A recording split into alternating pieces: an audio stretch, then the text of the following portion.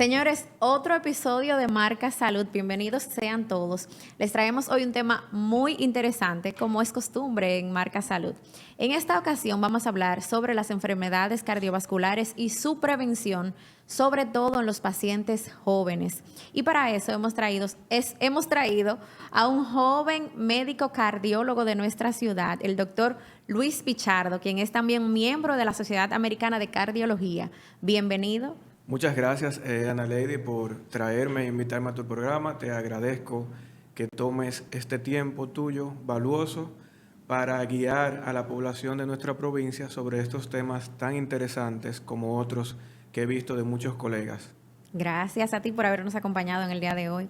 Déjame decirte que tenemos que iniciar hablando de este tema y el tiempo se nos va súper rápido. Arrancaré con las preguntas de una vez. Estamos en tiempos navideños, por eso ustedes ven estas luces y estos colores que tenemos en este episodio. Y sabemos que en estos tiempos los jóvenes incurren en beber un poquito más de alcohol, fiestar un poquito más, y queremos saber qué repercusiones pueden tener estas conductas en los jóvenes y en las enfermedades cardiovasculares. Mira, Ana Lady, excelente pregunta, porque los jóvenes muchas veces teníamos nosotros cuando estábamos más jóvenes el mito o la creencia errónea de que como jóvenes somos invencibles. El joven se siente sano, el joven ve las enfermedades muy lejos de él, el joven entiende que esos factores de riesgo modificables en los que él está incurriendo, como los tóxicos, no van a tener una consecuencia en su salud, y que el sufrir de enfermedades, como ellos dicen, el tener enfermedades cardíacas es cosa de viejos. Entonces, lo primero es repeler en la población esa connotación de que las enfermedades cardíacas son del adulto mayor, son del abuelo, son de papá.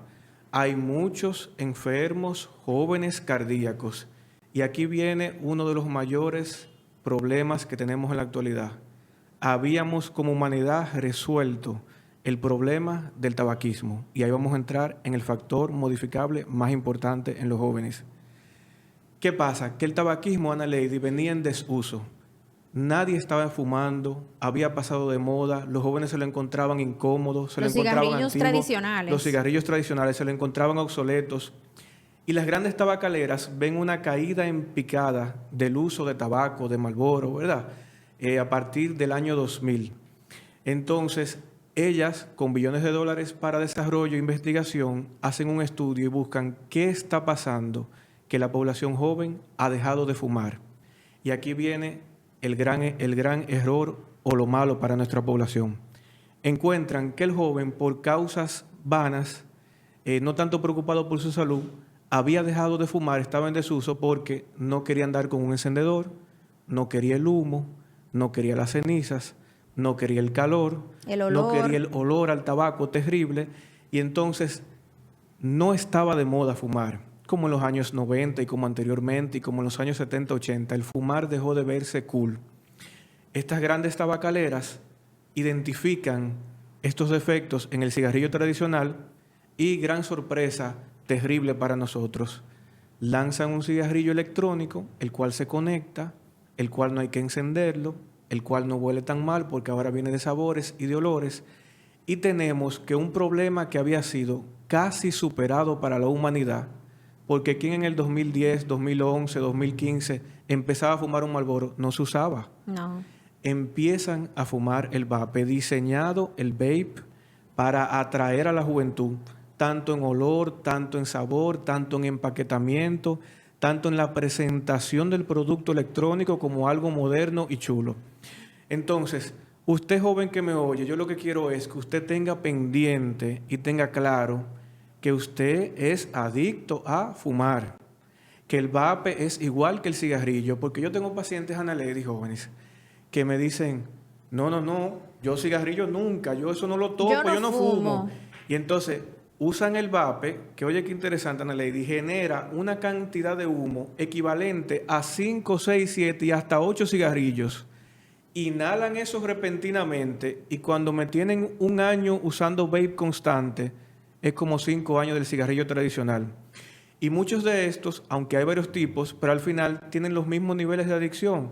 Algunos tienen nicotina, otros tienen tabaco, o sea, como quiera poseen sustancias adictivas iguales al cigarrillo. Fue un reempaquetamiento terrible para la juventud y tenemos que nosotros, como profesionales en el área de la salud, tratar de que no se normalice el uso de vape. ¿Cómo van a estar estos jóvenes que empiezan a usar el vape constantemente a los 15 años, a los 25, a los 30, en enfermedad pulmonar obstructiva crónica, en disminución de la capacidad pulmonar, en las enfermedades cardíacas asociadas al tabaquismo?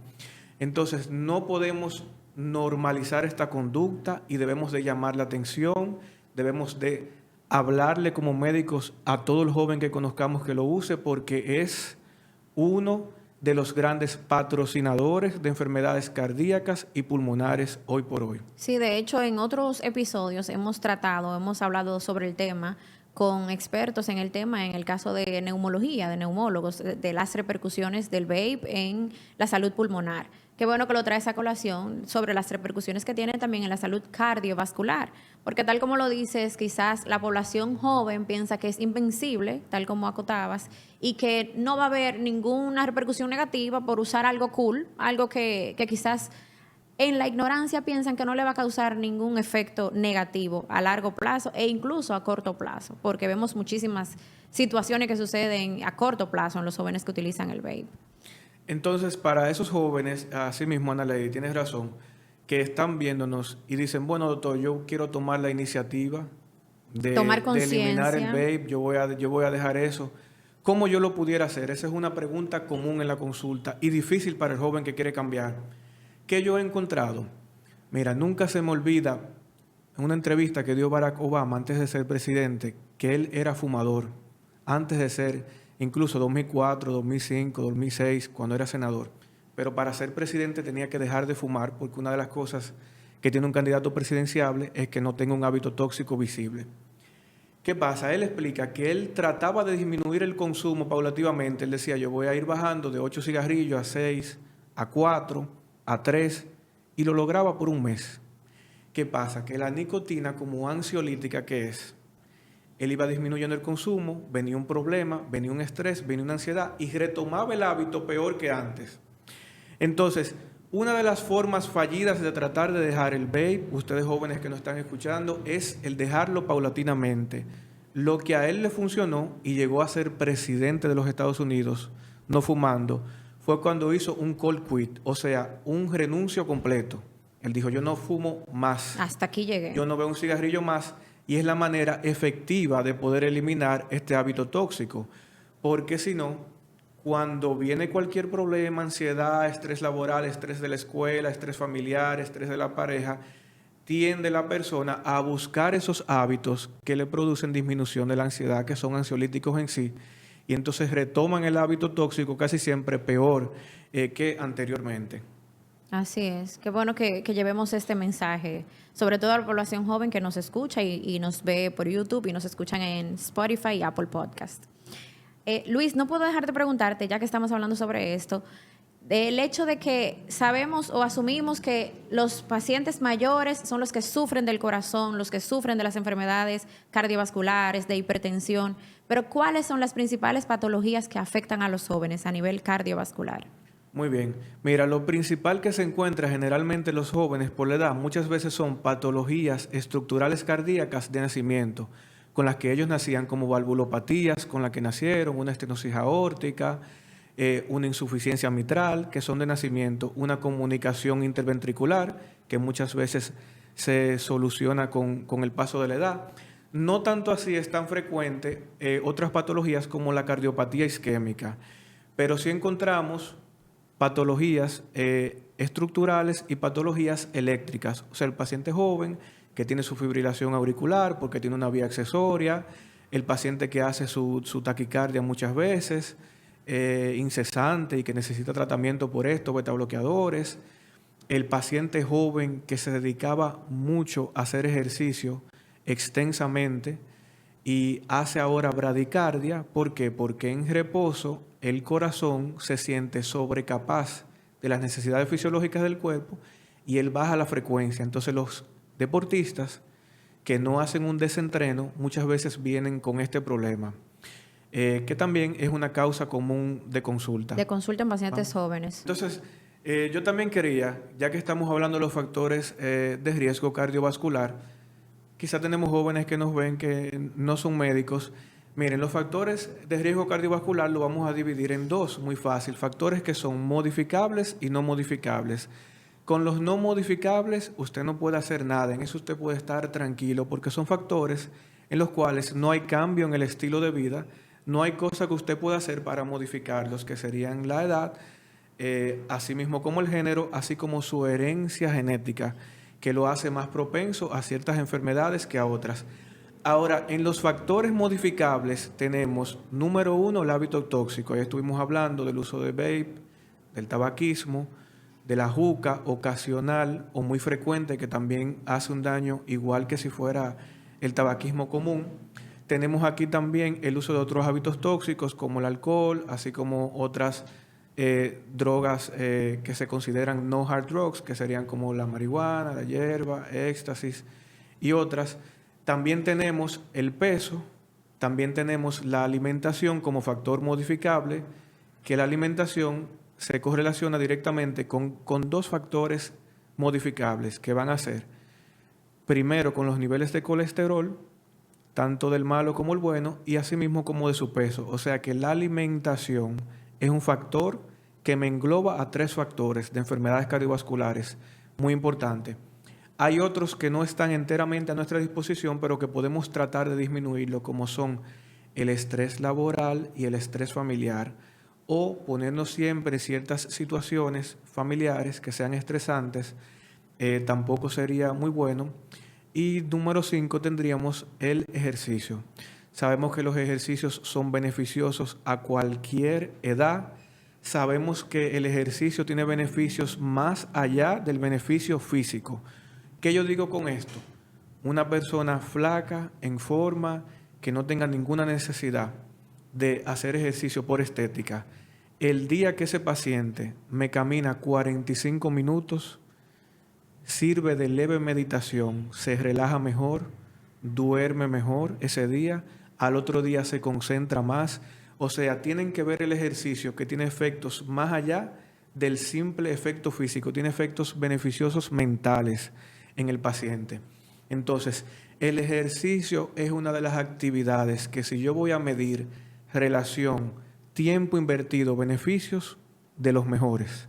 De lo mejor que usted pueda hacer por su cuerpo es ejercicio tipo cardio. De aquí viene el nombre tipo cardio. Mira que te voy a hacer una pregunta buscapié ahora, hablando sobre el ejercicio. Y es el hecho de que en los últimos tiempos hemos visto deportistas que han caído muertos en cancha. Por ejemplo, futbolistas, es lo que más particularmente yo he visto, que presentan en la noticia, el futbolista fulano de tal en pleno juego cayó muerto y se asocia a un evento cardiovascular, el fallecimiento. Un paciente que se supone que es un hombre joven, activo, sano, que lleva un estilo de vida saludable y fallece practicando un ejercicio, practicando un deporte. ¿A qué se relaciona esto? ¿Tiene el ejercicio también efectos negativos en la salud? Muy buena pregunta. Te la voy a contestar en dos partes. Mira, el efecto del futbolista que cae muerto y se dice que por causas cardíacas llama mucho la atención a la población. Incluso cuando pasa uno de estos eventos, aumentan las consultas de jóvenes generalmente hacia los cardiólogos. Y también muchas veces el que no hace ejercicio, el que no come bien, el que está en su casa, se aprovecha de estas noticias. Sí. Me dice, doctor, si eso es el futbolista que entrena a diario 4 horas, 5 horas, mire cómo se murió del corazón, yo no tengo que hacer nada, pero es un graso error. Mira por qué, Ana Lady. Estos casos que llaman mucho la atención no tienen en cuenta de que las enfermedades o las cardiopatías estructurales nos pueden pasar a cualquiera. Entonces, hay casos de estos que han sido estadística y probabilidad. O sea, el mismo paciente, si en vez de futbolista, él fuera abogado y estuviera en su oficina, joven, como quiera hubiera tenido este infarto, porque hay casos que han sido incluso por mixomas, por tumores cardíacos, por cardiopatías estructurales que han tenido de nacimiento. Vamos a decir casos fortuitos, o sea, pero llama tenían... mucho la atención a la población porque se considera mucho el futbolista como el ente de salud. El hombre y de joven, salubridad. fuerte y Exacto. saludable. Entonces muchas veces no lo compaginamos. También hay que tener pendiente que estos futbolistas, fíjense, son extremadamente estudiados con ecocardiograma, con holters buscando arritmia, se le hacen varias pruebas de esfuerzo para tratar de eliminar esta probabilidad, porque sí hay personas y sí hay jóvenes que han nacido con cardiopatías estructurales que ante el ejercicio se le pudiera exacerbar y pudieran fallecer. Y generalmente esos pacientes no llegan a ser futbolistas profesionales.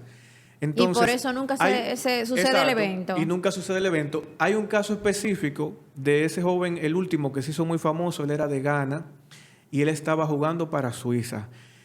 Ese es uno de los pocos pacientes que solicitó que se le removiera un desfibrilador automático interno, un DAI que él tenía. Ese DAI le prevenía de taquicardia ventricular que él tenía. Esos son los llamados marcapasos. Exacto. Él tenía un desfibrilador automático interno para desfibrilarlo ante arritmias ventriculares malignas que él hacía. Entonces, él pidió que se los retirara. Él pidió que se les retirara. Es uno de los pocos casos en el mundo en el cual se ha hecho una cirugía de retiro de DAI. Pero al final, si el paciente tiene los medios suficientes y la voluntad suficiente, logra que se lo quiten. Él consiguió un equipo de cirujanos cardiovasculares que se lo quitaron. Y efectivamente, a los 2 o 3 años, parece que hizo un evento arrítmico, cardíaco maligno, que post-mortem sería muy difícil de demostrar qué arritmia sería, y falleció por esta causa. Entonces, el ejercicio tenemos que verlo generalmente como positivo. El ejercicio hay que verlo como un ente de salud en la población joven, de mediana edad y mayor. Los problemas que tendríamos con los varoncitos jóvenes sería que a veces me hacen un sobreentreno. El joven de 14, 15, 16, 17 años que quiere ponerse muy fuerte, muy rápido, a veces hacen un sobreentreno, hacen cargas excesivas y generalmente, si es un paciente estructuralmente sano, tiene su corazón bien y sin trastornos eléctricos, generalmente hacen crisis hipertensivas, hacen unos picos de presión arterial debido a ese sobreesfuerzo que están haciendo, debido a que toman Analeidi sin tener en cuenta, sin saber, sin un electro, bebidas energizantes en exceso, también. Anabolizantes que muchas veces son el equivalente a tomarse 8 tazas de café en un joven y luego irse a hacer ejercicio. Y me sorprende lo común que es esto y lo a la ligera que se da de toma mucho pre-workout uno con otro entre los jóvenes en el gimnasio sin saber el daño de estos graves estimulantes del sistema nervioso central que tenemos y suplementos y todo eso, y ni hablar de los suplementos ilegales y de otras cosas que se puedan inyectar. Ahora, si usted es un paciente joven y se hizo un electrocardiograma que debería hacerse como chequeo y cribado antes de estar en el gimnasio y le salió bien. Eso te iba a preguntar. Muy bien. ¿Es necesario que un paciente, independientemente de su edad, porque como habíamos dicho al principio, queremos que los jóvenes no sufren de nada o que no tienen nada porque no han manifestado un síntoma, pero es necesario que un paciente acuda a una consulta cardiovascular, a un chequeo, antes de iniciar unas rutinas de gimnasio o que vaya a iniciar un deporte, una disciplina ya deportiva o un ejercicio rutinario? ¿Qué chequeo se debe hacer ese paciente? Excelente, Analeidi, pregunta. No debería ser. Es obligatorio un chequeo cardiovascular en el que un cardiólogo le diga a usted que usted está apto para los grandes esfuerzos y actividades físicas que va a generar el gimnasio, tanto en el hombre como en la mujer. Independientemente de si es levantar pesas o si es Exacto. maratón que va a correr. O si es de cardio. Por ejemplo, Argentina es pionero, que tiene un programa muy bueno, que a todos los niños, antes de inscribirlo, de ponerlo en educación física en cualquier programa de deporte, tienen que ser consultados por un cardiólogo, se le hace el electrocardiograma, se le toma la presión, a muchos se le hace holter. Yo creo, Analeidi, que si le preguntamos a 100 jóvenes en el gimnasio, será difícil encontrar uno que se haya hecho un chequeo cardiovascular previo al ejercicio. Y esto es muy, pero muy importante. ¿Por qué? Porque así como decía que en el joven futbolista había sido muy estudiado para saber que él estaba apto para estas actividades de esfuerzo máximo y podía aguantarlas, asimismo, el que no ha ido sí puede ser que el ejercicio le desencadene una arritmia que tenga, ventricular maligna, sí puede ser una cardiopatía estructural, que de momento le disminuya dramáticamente el bajo cardíaco. Entonces, usted que no se ha chequeado para estar en el gimnasio, con tantos cardiólogos buenos que tenemos en la provincia, usted puede hacerse un electrocardiograma y luego ejercitar tranquilo. Porque, Ana Lady, los muy motivados en el gimnasio presentan, sin chequearse, un gran riesgo para su salud. Montarse en una caminadora 1 hora a correr y a trotar. Eso sin usted saber si su sistema cardiovascular está de punta, está exacto, o sea, eso es gravísimo. Y eso tiene muchos factores de riesgo. Entonces, tenemos que mejorar este cribado y esta detección temprana de las enfermedades cardiovasculares. Porque otra parte importante, además de disminuir los factores de riesgo, es que si inevitablemente usted va a tener una enfermedad cardiovascular, porque usted la heredó, la detección temprana crea gran diferencia, como en todas las patologías, en el porvenir del paciente y en el outcome de ese paciente, ¿verdad? En cómo van a ser los resultados en ese paciente. Si ya se detecta a tiempo, se tomarán las medidas que correspondan a tiempo y se prolongará la vida de ese paciente. Claro. Y otra cosa, Luis, que quisiera resaltar es el hecho de que, que quizás este joven acudió a la consulta con el cardiólogo y ya vieron que es un joven sano, que le dieron luz verde para que practique su ejercicio, haga su deporte, levante pesas, lo que sea que vaya a hacer. También esto debe ir de la mano con un guía adecuado, que cuando van a buscar un entrenador al gimnasio, que sea un entrenador certificado, alguien que realmente esté preparado para que lo guíe, que le dé las informaciones que correspondan, que no sea alguien que solamente te diga, levanta pesas, levanta tantos kilos, tómate tal suplemento, sino que sea alguien que esté verdaderamente preparado y certificado por las instituciones que corresponden, que eso es otra cosa. Correcto, sí debería ser un entrenador que haya estudiado, estudiado realmente en universidades y concursos acreditados, los cuales no le pondrían una carga máxima a la persona de la que él pudiera soportar. Pero esto, al igual que el cribado anterior que estábamos dando, generalmente no se logra. Yo quería también recalcar en esa parte, Ana Lady, para que quede muy claro, y porque es el tema que yo pienso que es de mayor interés en la prevención de enfermedades cardiovasculares en los jóvenes. Yo quiero que quede la noción clara de que el gran enemigo de la población joven actual y el gran patrocinador de enfermedades cardiovasculares y pulmonares futuras es el uso excesivo que tenemos de vape, como le quiera decir usted, en la población. Tenemos una epidemia de vape, Ana Lady, que si vamos a un liceo, a una escuela, a un colegio, la mayoría de los jóvenes están en eso.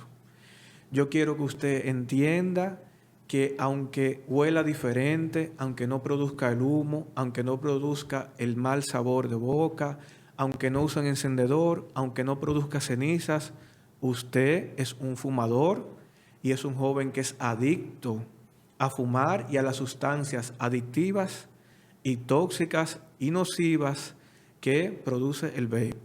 Y que está causando daño a su corazón, a sus pulmones y a otros órganos también, a todo su organismo. Efectivamente. Y aquí pudiéramos hablar de lo que causa el tabaquismo en general, que aquí vienen temas que le interesan a los jóvenes, porque dicen, ¿y qué me hará eso a mí? Ustedes saben que puede crear en el hombre una de las grandes preocupaciones que tienen los varones jóvenes, disfunción eréctil. Al igual que el tabaquismo, el vape prolongado con los mismos efectos dañinos cardiovasculares y pulmonares, le crea disfunción eréctil, le crea disminución de la capacidad pulmonar, poca resistencia al ejercicio y se viven cansando, disnea al esfuerzo, suben una escalera y ya vemos que están asfixiándose siendo jóvenes. Entonces, hay que recalcar la importancia de eliminar este cáncer de la sociedad joven, que valga la redundancia, pudiera llevar a cáncer pulmonar en el futuro. Yo he compartido en mis redes varias veces una joven la cual vimos en unidad de cuidados intensivos de aquí de La Vega, en nuestro centro, el Policlínico La Vega, la hemotisis y toser con sangre y una gran enfermedad pulmonar obstructiva crónica luego de 4 años de uso De excesivo fumar de el vape. vape. Ahora que tú mencionas que fue una joven, quería preguntarte si hay alguna mayor incidencia en el hombre o en la mujer, en las mujeres jóvenes o en los hombres jóvenes de las enfermedades cardiovasculares. Excelente punto. Mira lo que pasa, Ana Lady, en este tema del género. Vamos a decir que es difícil de comparar, porque es verdad que es más frecuente en el varón que en la mujer. Eso es cierto. Que en el género masculino las enfermedades cardíacas son más propensas. Ahora, como sabemos, la mujer a lo largo de su vida fértil, adulta, joven, está produciendo estrógeno, que es un gran protector de enfermedades cardiovasculares, que le va inhibiendo de ciertas enfermedades cardiovasculares y es un protector, yo soy muy creyente, que Dios le dio para que se mantenga joven, fértil, sana en su edad de crianza probable. Entonces, ¿qué pasa, Ana Lady? En el varón es más propenso, más probable que la tenga. En la mujer es menos probable. Luego de la menopausia se nivela. Y además de que luego de la menopausia se nivela, generalmente tienden a ser un poco más agresivas las enfermedades cardiovasculares ya luego en la mujer. Se ha teorizado en algunos casos que el hombre con una cardiopatía isquémica leve desde joven, el corazón se va preparando, se va adecuando, va desarrollando una circulación colateral que lo ayuda, se va modificando a esto, va haciendo factores compensadores y en la mujer le toma de sorpresa, luego que viene la disminución drástica de estrógeno, luego de la menopausia, se le quita ese protector natural que tenía y generalmente la mujer a veces debuta de una vez, empieza a hacer dolor de pecho, empieza a hacer angina, hay que ponerle stent, es hipertensa, empieza a desarrollar esas enfermedades cardiovasculares que no desarrolló, pero es una pregunta válida y muy importante. Y de hecho, ahora que mencionas lo de la red colateral, la circulación colateral, ese es el hecho por el que los infartos en los hombres jóvenes son más fulminantes, porque no han desarrollado esta red colateral que le llevará el flujo sanguíneo al resto del corazón. Excelente pregunta, sí, excelente comentario. Mira, para los jóvenes que nos siguen, que no son estudiantes de medicina, vamos a decir que el joven varón que empieza a tener cardiopatía isquémica, que puede ser por una acumulación de aterosclerosis, de placa de aterosclerosis en sus arterias, en los tubitos que le llevan sangre al corazón, empieza a haber una obstrucción. Ahora, esa obstrucción no es completa, vamos a decir que es de 20, 30, 40% de los tubitos que le llevan sangre al corazón. ¿Qué pasa? Que ese corazón se va acostumbrando a que él ante los esfuerzos, cuando él pide más sangre, esos tubitos no están completamente abiertos. Y él se va adecuando y va desarrollando una irrigación colateral que lo ayuda. Va usando otros tubitos que le llevan sangre y él se acomoda según va pasando el tiempo. Entonces, él se va acomodando, va desarrollando eso y se va, vamos a decirle, acostumbrando a esta enfermedad. ¿Qué pasa? ¿Por qué es el infarto fulminante en el joven? Al corazoncito no le dio tiempo a adecuarse.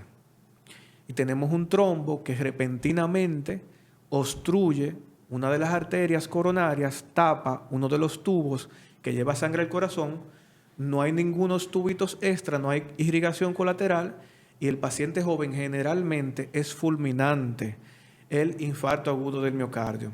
Y es un tema muy bueno que tú hablas en los jóvenes que tomamos ahora de cardiopatía isquémica, porque, Ana Lady, en el mundo las enfermedades cardíacas son el principal asesino, el number one killer.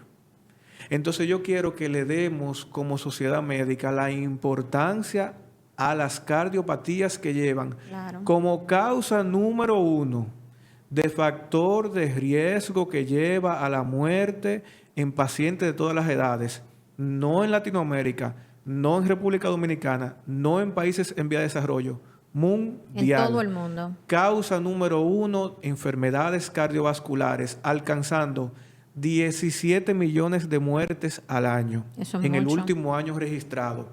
Y si pasamos, Ana Lady, a otras causas que se le da mucha importancia o más importancia mediática, como todos los cánceres malignos y neoplasias, bajamos a 9 millones de muertes al año, aproximadamente la mitad. Entonces, el gran asesino de la población, por eso estamos hablando de este tema aquí. Sí, así Por es. eso a mí me gusta la cardiología, por eso lo elegí de especialidad. El gran asesino de la población van a ser enfermedades cardiovasculares. Y yo como miembro de la Sociedad Americana de Cardiología me doy cuenta que fuera en Estados Unidos se está hablando mucho de la relación entre los niveles de glicemia y las cardiopatías. Eso se va a englobar y se va a asociar mucho más. Tiene que haber un contubernio entre el endocrinólogo y el cardiólogo. Tenemos que ir haciendo una asociación mental. El paciente diabético es más propenso que le dé un infarto. Y a veces no hacemos esta conexión natural. Separamos mucho diabetes y hipertenso, diabetes y sufrir del corazón. Las enfermedades cardíacas dependen mucho del metabolismo y dependen mucho de la glicemia capilar del paciente. Y de hecho vemos que la mayoría de los pacientes que son diabéticos también son hipertensos. Exactamente. Incluso si usted sube un 1% de la hemoglobina glicosilada, por ejemplo, de 7 a 8, le aumenta un 13% la probabilidad de hacer cardiopatía isquémica. Las enfermedades, este es el nuevo enfoque global. Las enfermedades cardíacas son cardiometabólicas. Hay una relación directa entre glicemia y enfermedades del corazón. Si usted tiene un paciente, si usted tiene un amigo que es diabético, tiene que llevarlo al cardiólogo porque es mucho más propenso que ese paciente le dé un infarto solo por ser diabético. Entonces tenemos que ir uniendo estos conceptos, ir uniendo estas especialidades para tratar los pacientes en conjunto. Un enfoque multidisciplinario. Un enfoque multidisciplinario. Y ahora que mencionamos que es la causa número 1, ¿habrá alguna señal de alerta temprana para que cualquier paciente, sea joven o ya entrado en edad, pueda decir, yo me estoy sintiendo tal cosa, déjame acudir al cardiólogo para chequearme a ver? Porque por lo general son palpitaciones, pero ¿hay alguna otra señal, algo que pueda el paciente decir, tengo que chequearme? Muy bien, exacto. El corazón, en el 90-95% de las patologías cardíacas, si fuera a generalizar, grita lo que tiene. El corazón generalmente te hace sentir taquicardia, el corazón muy rápido, te hace sentir palpitaciones, como que el corazón se me quiere salir. Como que patalea el corazón. Te da ahí. dolor de pecho, te da la angina. Gente que me dice, doctor, el corazón se me retuerce, hace como un latido fuerte. Cuando yo le hago un electrocardiograma, tiene un extrasístole grande y el paciente se lo siente. No quiere decir que no hay silentes, pero generalmente no es asintomático. El paciente se siente cosas en el corazón. ¿Cuáles enfermedades cardíacas son un poco más silentes en el paciente que nunca va al médico y está un poco más acostumbrado a ella? Por ejemplo, la hipertensión arterial. Hay pacientes, el típico paciente que te dice, doctor, yo no sufro de nada. ¿Y cuándo usted va al médico a chequearse? Nunca. No es que no sufre de nada, es que no está diagnosticado, no sabe lo que sufre. Y ese es un paciente común. Incluso hay una asociación tan rara aquí que dicen, doctor, yo no sufro de nada porque no voy al médico. O sea, es que él no ha querido saber, él no ha querido que se le diagnostique de lo que sufre. Entonces, hay pacientes que llegan a los 50 años y desde los 35 o 40 tienen la presión alta, ignoran los síntomas. Sí, doctor, yo siempre me siento como muy cansado, a veces me siento un poco mareado, me da un poco de dolor de cabeza, doctor, pero todo dolor en la cabeza, pero la cefalea posterior es signo de ese dolor en la nuca. Exacto, ese dolor en la nuca. Y van ignorando estos síntomas y en cierta manera se mal acostumbran a la presión alta. Y a veces tienen unos años con esta hipertensión y luego que llegan tienen los trastornos estructurales en el corazón de la hipertensión arterial, como una miocardiopatía hipertensiva en la que va a haber hipertrofia del ventrículo izquierdo. Lo explico ahora para nuestra otra audiencia. Ese paciente que nunca va a tomarse la presión, quizás está mal acostumbrado, como estamos diciendo, a la presión alta. Ya cuando me llega al consultorio, el corazón se ha puesto grande, se ha puesto fuerte por esa presión alta y es mucho más difícil empezarla a tratar que al principio.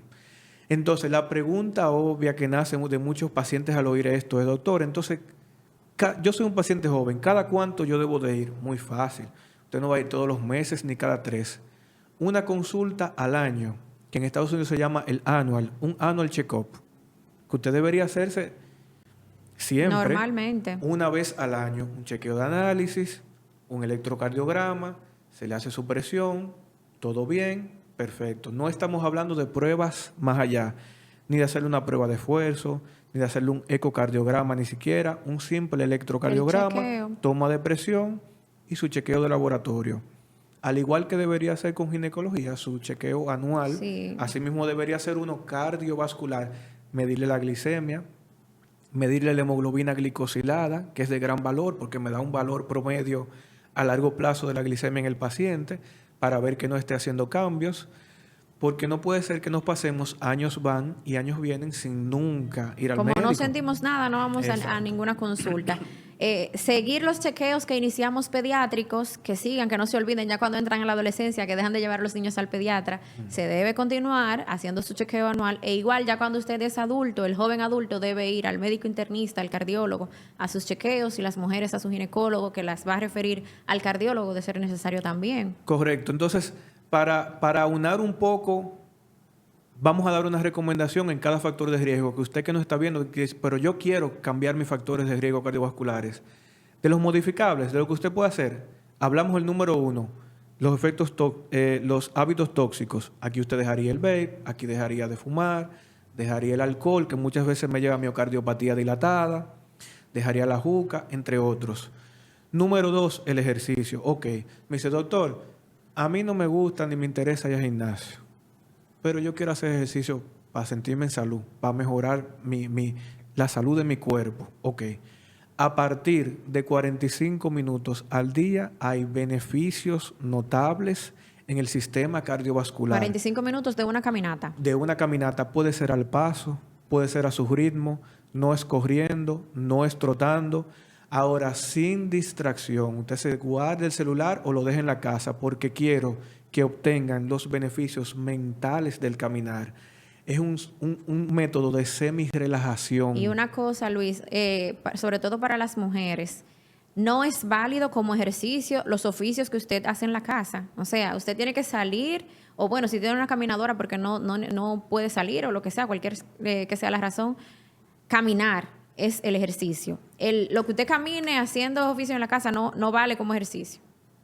Exactamente, porque ahí tiene el estrés familiar, está haciendo otras cosas, Las pausas hace 3 que minutos, hace una pausa. Entonces, ejercicio continuo, caminando por 45 minutos, tiene demostrado beneficios mentales y físicos. El día que usted camina 45 minutos, duerme mejor, al día siguiente se concentra mejor, le rinde más el sueño, hasta mejora los niveles de glicemia, activa la circulación también y mueve toda esa circulación. Eso es en torno al ejercicio. Número 3, hablamos mucho de la alimentación. De la alimentación, yo creo que todos sabemos lo que tenemos que hacer, ¿verdad? Y los alimentos que no sería llover sobre mojado, pero aquí nosotros, la población en general está consciente de los daños de comer algo frito versus algo hecho en una freidora sin aceite, pero podríamos recalcarlo. Todo lo que esté muy procesado, todo lo que esté muy fuera de lo natural, o sea, un Milky Way, un tres leches, un chocolate de máquina, todo lo que se aleje mucho de lo natural generalmente va a ser alto en grasas saturadas, va a ser alto en colesterol malo, que es Low Density Lipoprotein, LDL, que va directo a sus arterias. Y es fácil llevarlo y difícil sacarlo a fuerza de ejercicios. Luis, agradecerte infinitamente por habernos acompañado en Marca Salud. De verdad que muy satisfecha con todo lo que hemos podido desglosar, sobre todo para la población joven que nos ve y que nos sigue, porque déjame decirte que estamos disponibles también no solo en Apple Podcast y en Spotify, también estamos en TikTok.